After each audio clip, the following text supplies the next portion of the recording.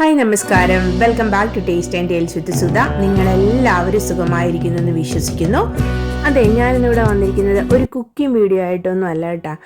അതിന് പകരമായിട്ട് യൂട്യൂബിൽ ചാനൽ മോണിറ്റൈസേഷൻ ആയവർക്കും ആകാത്തവർക്കും ഒരുപോലെ പ്രയോജനമുള്ള ഒരു വീഡിയോ ആയിട്ടാണ് കേട്ടോ. വേറൊന്നുമല്ല, നമ്മുടെ US ടാക്സ് ഇൻഫർമേഷനെ കുറിച്ചിട്ടുള്ള ഒരു വീഡിയോ ആണ് കേട്ടോ. ഈ US ടാക്സ് ഇൻഫർമേഷൻ എനിക്ക് തോന്നുന്നു നമ്മുടെ ഒരുവിധമുള്ള എല്ലാവരുടെയും വിചാരം ഇതെല്ലാം നമ്മൾ ചാനൽ മോണിറ്റൈസേഷൻ ചെയ്യുന്ന സമയത്ത് എല്ലാം നമ്മൾ തന്നെയോ അല്ലെങ്കിൽ ആരെയും കൊണ്ട് സെറ്റാക്കിയ ശേഷം പിന്നെ ഒന്നും ചെയ്യേണ്ട എന്നാണ്. പക്ഷേ അത് അങ്ങനെയല്ല.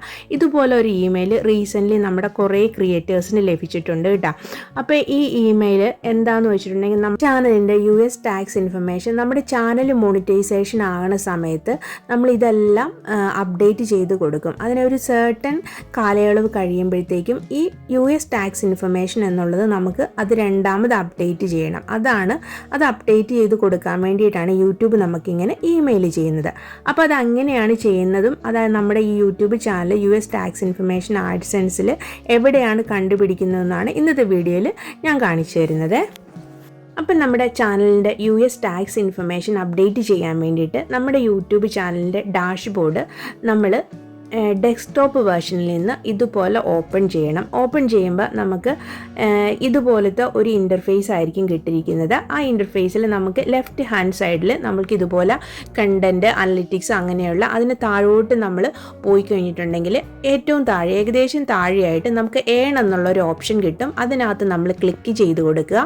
അപ്പോൾ നമുക്ക് ഇതുപോലെ വീണ്ടും ഒരു ഇൻ്റർഫേസ് കിട്ടും. അതിൻ്റെ ഏറ്റവും റൈറ്റ് സൈഡിലേക്ക് നമ്മൾ പോകുമ്പോഴത്തേക്കും അതിനകത്ത് നമുക്ക് ആഡ്സെൻസ് ഫോർ യൂട്യൂബ് എന്നുള്ളൊരു ബ്ലൂ കളറിൽ എഴുതിയിട്ട് കാണാൻ സാധിക്കും. അതിനകത്ത് നമ്മൾ ക്ലിക്ക് ചെയ്ത് കൊടുക്കുമ്പോഴത്തേക്കും നമുക്ക് വീണ്ടും ആഡ്സെൻസിൻ്റെ ആ ഒരു പേജിലേക്ക് നമ്മളെ ഇതിനെ കൊണ്ടുപോകും. അതിനകത്ത് പേയ്മെൻറ്റ്സ് എന്നുള്ള ഓപ്ഷൻ്റെ താഴെ പേയ്മെൻറ്റ് ഇൻഫർമേഷൻ എന്നുള്ളതിൽ ക്ലിക്ക് ചെയ്ത് കൊടുക്കുമ്പോഴത്തേക്കും നമുക്കിതുപോലെ ഒരു ഇൻ്റർഫേസ് ആയിരിക്കും കിട്ടുന്നത്. അപ്പോൾ അത് നമുക്ക് താഴോട്ട് വരുമ്പോഴത്തേക്കും അതിനകത്ത് വ്യൂ ട്രാൻസാക്ഷൻസ് ഉണ്ട്. അതിന് താഴോട്ട് വീണ്ടും വരുമ്പോഴത്തേക്കും മാനേജ് സെറ്റിങ്സ് എന്നുള്ളൊരു ഓപ്ഷനുണ്ട്. അതിൽ നമ്മൾ ക്ലിക്ക് ചെയ്യുക. അതിൽ ക്ലിക്ക് ചെയ്യുമ്പോഴേക്കും നമുക്ക് ഇതുപോലൊരു ഇൻ്റർഫേസ് ആയിരിക്കും കിട്ടുന്നത്. അത് നമ്മൾ കുറേ നന്നായിട്ട് തന്നെ മുകളിലേക്ക് സ്ക്രോൾ ചെയ്യുമ്പോഴത്തേക്കും യുണൈറ്റഡ് സ്റ്റേറ്റ്സ് ടാക്സ് ഇൻഫോ എന്നുള്ളൊരു ഇത് കിട്ടും. അതിനകത്ത് ആ പെൻസിൽ ഐക്കോണിൽ നമ്മൾ ക്ലിക്ക് ചെയ്യുവാണെങ്കിൽ നമ്മുടെ ടാക്സ് ഇൻഫർമേഷൻ നമ്മൾ എന്നാണ് കൊടുത്തതെന്ന് കാണാൻ പറ്റും.